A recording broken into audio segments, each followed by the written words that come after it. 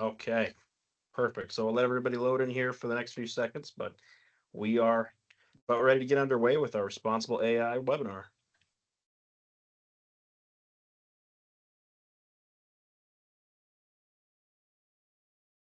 I think Okay, right before the perfect. Well, meeting, I think right before the meeting, Damien, that's the most panicked I've seen you with a headset that doesn't work in my whole life. I was definitely panicked, but I'm glad hopefully it's we've working now. got it now. Yeah, you pulled it all together like you Yep, always good do. job. True professional. Yeah, right. Something like that. But we'll dive on in here. We promised people the best 15 minutes in cybersecurity, and we'll try and deliver on that. Today we're going to talk about responsible AI tips, tricks, and tools. Oh my! I'm joined as always by Dan Polk, Michael Fink, and Darrell Middleton. Let's get started. Okay. Well, before we get started, happy Juneteenth. Happy Freedom's Day, everyone. Yes, sir. So, what is AI and how can you use it? According to the 2025 McKinsey report, over 60% of businesses are now using AI tools in day-to-day operations, often without realizing it. So, Mike, we'll throw that out at you right now. How Sure. would you use AI? Well, How do you I use it think now? what they're referring to in that is that there's a lot of Microsoft products and Google products and things like that that are already have AI integrated into them, and our people are using them sometimes without even realizing it. Even when you do a simple Google search now, a lot of times the top search result will be an AI generated response as opposed to a actual search query. So there's a lot of people that are kind of using AI without realizing they're using AI in that way. But when you get beyond that, with the accidental use of AI, you get into various. Well, when you get into AI, they have four distinct levels of AI that they have identified to this point. And the most common one, and the one that we're maybe more people on this call are used to, are the chatbot versions of AI, like a Chat GPT or a Copilot or what is it, Grok? I don't know. Rock. There's a Yeah. bunch. There's a bunch of them. Anyway, there's any number of them. There's a bunch with all kinds of different names and different versions of them and different things like that. So there are a lot of people that are using that. There is a framework for how to use those level one AI tools in those chatbots and different things like that. And what you see is different levels and how that is utilized as well. So at a very entry level, there are people that use it like almost like a Google search, where they will ask, "Hey, what should I do for this?" And it will tell you. Then the next way to do it is to use a framework. So if you say, "Hey, ChatGPT, for example, you are a marketing expert. My business needs to increase lead flow. This is what I do. This is, the constraints I have in my business. Help me to develop a plan to remedy this problem." And it will work almost like a consultant and give you advice that it has put together for you specifically in that arena. And, The and next jump level of that is, hold on one second. The next level of that is having a conversation with a Chat GPT or something like that, like you would with a coworker when you're brainstorming ideas and different things like that. Go ahead, Darrell. Yeah, so you mentioned something important there. When you're doing a standard Google search, now it has AI mode. And is that just still for simple tasks and simple questions, Mike? Yeah, that's still going to give you your. It's not even so much tasks; it's simple responses. In Mm-hmm. that it's working just like a chatbot would. Just like Yep. if you put that same query into ChatGPT or you put it into Google search, then the Google Gemini AI will give you an AI response to it, as opposed to a Google search result. And actually, it'll give you an AI response, and then it'll give you like 15 sponsored responses that people paid to be there. And then it'll give you the real results that you would have got from your Google search. Oh, So, okay. I got you. so Yep. there's definitely layers to it. And how's that saving time, Mike? How does Yeah. that help you? So from saving time, if if you have a email that you need to send out or something like that, and you just can't quite get the wording right, take that email, throw it into a chat GPT or something like that, and it can rewrite that email, and you can tell it, hey, I want this to be more professional. Hey, I want this to be more concise. Hey, I want this to be more formal. Hey, I want this to be more casual. Whatever you're looking for in that output, if you tell it what you're looking for, it will help you reword it in such a way that it can save you time that way. There's also Yeah. other things you can do. For example, if you look at big reports that are out there and different things like that, say you've got a 100-page report and you need to read it and understand it. Well, you can take that report, you can upload it into a chat GPT or a Copilot or anything like that, and you can then have it analyze and summarize that and give you an executive summary of Okay. that 100 pages in 3 paragraphs. You So know, now you're Mike, reading 3 paragraphs instead of 100 pages of documentation. to your point, instead of having advice with maybe 6 or 7 different of my advisors, I was going into a call, and then I just pulled up using Gemini. I don't even know if it was a different one, maybe Microsoft product, and I just asked the chat bot, the AI device or whatever, hey, what is this person that I was looking to meet with? What are the 5 things that they're considering before buying IT services, let's say? And then I also asked the chat machine, what are some of their objections? And so that call, I got to tell you, it went very smooth. So it did save me a lot of time in the sense that it prepped me for that call. But Damien, I had a question for you too. You're in our marketing department. How does that help? How does AI help you, and how do you use it? Yeah, the biggest thing AI is used for in sales and marketing processes is really like Mike talked about, coming up with a lot of ideas really quickly, being able to summarize topics. I would say right now, AI is able to get you about 85% of the way there on things like blog posts, webinar titles, webinar design, social posts, all those kind of things from scratch. It gets you there, like I said, about 85%, but it's not quite good enough yet to do it 100%. But it's a great way to get a lot of ideas really quickly. Do you use it when you're putting proposals together and cause them to look a little slicker? Because your proposals look pretty nice, sir. Yeah, you got to be careful. We're going to get into that a little bit on this next slide, but you got to be a little bit careful what you put into these large language models, right? Anything you put into the model can become part of its training. So I believe it was a Toyota executive last year learned that the hard way, putting some confidential data into a large language model, but you really shouldn't put too many proposals in there. Yeah, I got you. And there's You know, simple ways to if I could go jump ahead. in real quick. So one of the things that people really are pretty good at, I think, in general, and probably most of the people on the call is understanding that there are chatbots that you can use to ask it a question. It'll formulate an answer like a really good Google response instead of having to sift through 2, 3, 4 pages and click on a bunch of websites, and it'll tell you stuff. The one that's integrated into Office 365 is pretty good too. Copilot, it's bolted onto a set of skills, right? You can ask it the same question, but then it actually has real skills and it can generate content for you, probably specific to what it is you're trying to accomplish. Everyone on the call should be using AI in that capacity right now today. If you're not, go try it. But one of the ways I think that you should be using it right now, it's available to you immediately, and use it that way right now. Establish that baseline for yourself so that you understand what it's like to interact from a prompt standpoint. And that prompt is when you're asking some chatbot AI thing, do this thing for me. The skill isn't, can you interact with it? The skill is, do you know how to ask it questions well? And the best way to train yourself on how to do that right now is to do it a lot.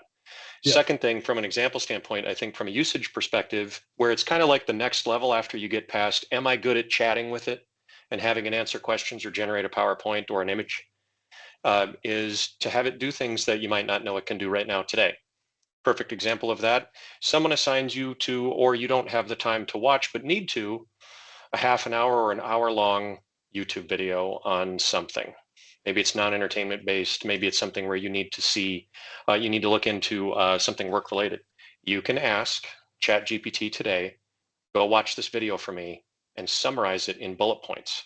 and Yeah. then provide a multiple choice quiz for me so that I can make sure I understand the content. And it'll do that for you today. And did you, Absolutely. moving on just a little, did you want to expound on the image creation, Damien? Yeah, so one of the ways we use AI right now is with things like really simple image creation, right? If you're trying to find something that's, say, maybe custom to an internal event that you're having, if you're hosting an event like an employee appreciation night or a client appreciation night, you can have really nice custom images created with a bunch of tools there. We've got Canva, Dolly, and Sora are kind of the most popular ones right now. Canva is definitely the one we use the most and what I'd recommend because you can customize the image after the fact. So Gotcha. that's kind of the best image creation tool out there. Then when it comes to the polished writing part of it, Grammarly would probably be the very first, really tool. I'll talk a little bit louder, Don. Sorry about that. I got a comment that was a little hard to hear, but Grammarly would really be the first AI polish writing tool that was out there that gained a lot of widespread popularity. So what that Yep. does is it just gives you writing suggestions as you go. It's incredibly helpful and really helps everything from emails to proposal writing just flow a little bit better. Yep. Well, I guess they want to hear what you got to say, Damien. Yep. And what First time one for thing, everything. yeah, as you're moving on to the next slide here, one other thing to remember is all of this stuff, or there's AI out there right now that can create videos as well. So in about 30 seconds, I was able to create a cartoon mascot that was doing a little dance in front of a customer logo one day that they then went on and used for social media, just for Yeah. something fun to do. About 30 seconds of my time. Yep. And Anyway. what are some of the things we should be careful of? And I'll throw that out to the group. Well, I think the biggest thing is as you're using any of these tools, remember that it is recording the information that you are putting in to learn from it.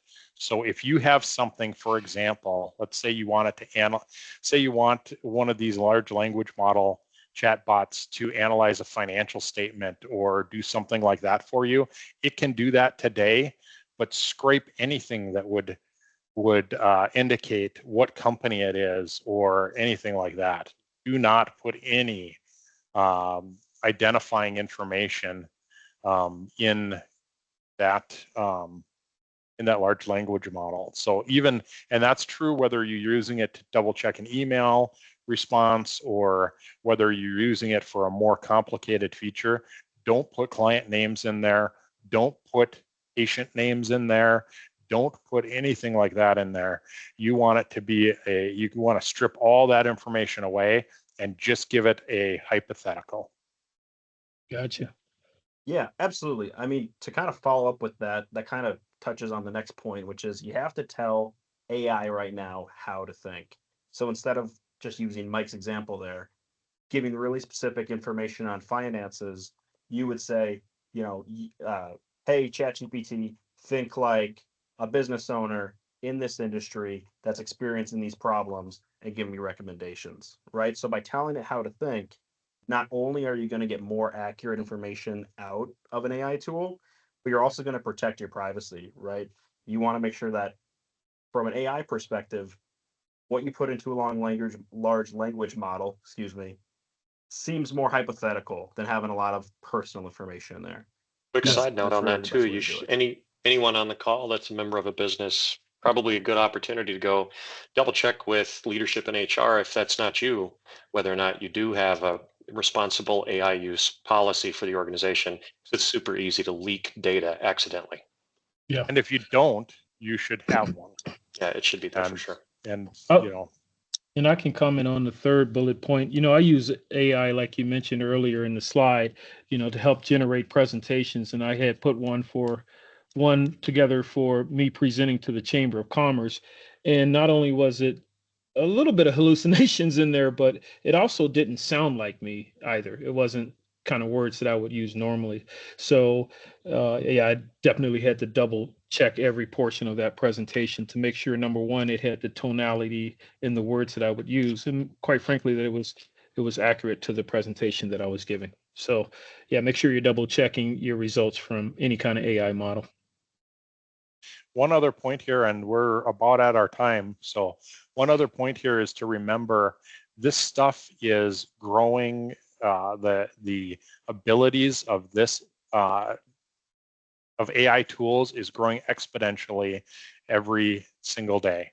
So when you look at the stuff that we've talked about today, most of that is at the level 1 AI, the chatbot level, but already available are things like AI that can do assistant or automated tasks like accounts payable and various things like that. And those things, you give it a data set, it does the repetitive thing that you do the same way every time and produces the output quicker and faster than a real person can. But we're months away from Main Street business rollout of basically digital labor in the AI market. And that is going to open up a lot of doors and a lot of opportunities to everybody on this call for advantages that you can take to your marketplace and in your industry and have a competitive advantage against others in your market. Well, I appreciate everyone's feedback, and thank you, Dan, as well, for jumping in. And we'll hand it back over to you, Damien. Yeah, sounds good. So we're going to kind of move to the Q&A portion of this. If you have any questions, use the Q&A or the raise hand feature at the top of your screen, and we'll jump into you here. But as we kind of wait for some responses to come in, just a reminder that we're going to be hosting another webinar Thursday, July 17th on digital freedom and controlling your data in the age of AI. So register for that. You'll see that come out tomorrow as part of the recording. There's also a QR code up on the screen now. Scan that there if you have any questions that you want to go over with Darrell or Mike in a little bit more detail at another time, and be happy to have those conversations with you. But as we kind of move into the Q&A here, we did have a couple that were submitted ahead of time. First one, I'll just run by Dan here quick. But Dan, how do you see kind of these AI tools and really AI more generally affecting jobs down the line? What does that look like to you? It's coming for all of our jobs. So I went to a conference not that long ago, just a few weeks ago, and they talked exclusively about that particular subject. One of the things that they said AI will always struggle with in any kind of conceivable future is the idea of ideas, dreaming, coming up with things that hasn't existed before. So how does that relate to whether or not it's going to take your job? Well, when Mike was talking about the different levels of AI, you start out with the first one, chatbot. Second one is it can do repetitive tasks, and those repetitive tasks don't involve making many decisions, if any. Third level is it starts reasoning and trying to make pretty good decisions if it runs into discrepancies. So he mentioned an accounts payable replacement. Maybe it's just an integration between your accounting and something else, and someone's doing that by hand or overseeing it. The reasoning part really becomes a more powerful piece. And that's, I think, a little ways down the road yet, but that's where you start to see where there's a potential for particular responsibilities inside of a business to go away. But full on people replacement is still on the horizon or past at this point because of that. The reasoning part of it is very difficult to develop, and don't believe any of the hype that you read. If anyone says that they've developed it yet, they have not. Large language models depend exclusively on things that already exist. So when it runs into problems right now for any type of AI to act like a person, it has to make a reasonable choice about what to do with discrepancies. So you give it a task, go run my integration for me, or go do my payables, do my receivables, do this bank rec, whatever it happens to be, run this piece of the ops software and make sure that everything gets dispatched. When it runs into a problem, the problem can be anything from the data didn't work, the program broke, the people that I was trying to get to respond to me so I could move on to my next task never did. And that still requires an intense, and I don't mean a small amount, an intense amount of customization, development, and a future that very few people can really see in detail quite yet. So that's really the full job replacement. The number one thing where AI makes a huge difference, and everybody on the call, if you don't have a competitor in business, you probably know somebody in business who's doing it. Your competitors are going to start using it in this capacity, and that is to take huge amounts of time and compress them down into very small amounts of time. So something that used to burn up a whole bunch of time of someone in accounting or whatever, I don't mean to keep picking on accounting, but why not? Everybody loves accountants. But something that used to take up a bunch of time before, there are agents, and they're called agents, not chatbots, that you can go buy today in a time slice, or you can buy it to do a product. You can find it on Go Ask Google. And you can ask, I need a thing to help me out with something I'm working on in QuickBooks. Is there AI for that? Go ask Google, and you will find products you can buy today that you can plug into your system. Tell it, here's my QuickBooks and here's the job I want, and it will start working on doing that job for you. And that's going to take things that as a human being used to take a significant chunk of the day and turn it into minutes, if not seconds. That should be on everyone's to-do list today. Okay, perfect. So next question that I've got here, I'm going to start it out with Michael, that we'll roll it over to Darrell to kind of follow up on it. But obviously we've covered a lot of information here today. What do you guys look at as kind of the first step or first thing a company that's looking to be a little bit more AI forward facing could do walking away from this call that's not going to be, a tremendous amount of investment? I think the very first thing walking away from this call, especially if you're a business owner or a business leadership type position, and you haven't used AI to this point, go into a Copilot, go into a Gemini, go into a ChatGPT. You can just use the free versions and ask it to develop an AI acceptable use policy, because you're going to need that. You're going to need before that. you start telling your employees that they can use it. And I would have them all sign it and say, hey, this is how we use AI responsibly. That is the very first thing you need to do, because otherwise what you're going to have if you don't have a policy like that, or people don't know what your expectations are like that, is everybody's going to take it to a different level, and you're going to end up with things like Damien was talking about before, where confidential information becomes part of a large language model, and then anybody can ask it a question and get the response back from. That's a great point, right? Because Yeah. the more excited people get about it, they're like, this is my own personal chatbot and I'm talking to it. And that's not the case. If you're talking, or necessarily the case, if you're not talking to a model that you've already decided you're going to control, maybe inside your Microsoft Office environment, and your IT administrators have said, yes, this does not talk to the outside world, this is our copy, you have to define what AI stuff your employees can use and what they can't. Because right now, to Mike's point, if you go give it a list of employees and say, determine raises for all of these people just based on tenure, it knows all of those people's salaries Yeah. now, and someone else can ask it for that data. Right. Yeah. I think And by someone else, it can be anybody else. if you're on the call, you should start utilizing these tools, like at least I do, as a thought partner, and just keep drilling down on a question that you may have, especially one that has nuances, and just keep drilling down to get to even deeper answers inside of that tool, so that you can be more prepared for either your presentation to a customer or an entity. So just keep using it as a thought partner. Okay, perfect. Well, there's no other questions in the chat or anything, that nobody's got their hand raised. So we're going to go ahead and kind of start to get this wrapped up. One more thing, just to give you kind of a general idea of what the capabilities are here. And this was back, 5 years ago that I did this. But I have or I should say an AI agent right now that on a completely automated basis takes options trading strategies that I develop and executes them on the open market with my real money. That's how far this stuff has come already. And where it will go in the next 5 years is anybody's guess. So be prepared. This is going to be as big a change as the internet was. Be ready for it. Don't be on the sidelines.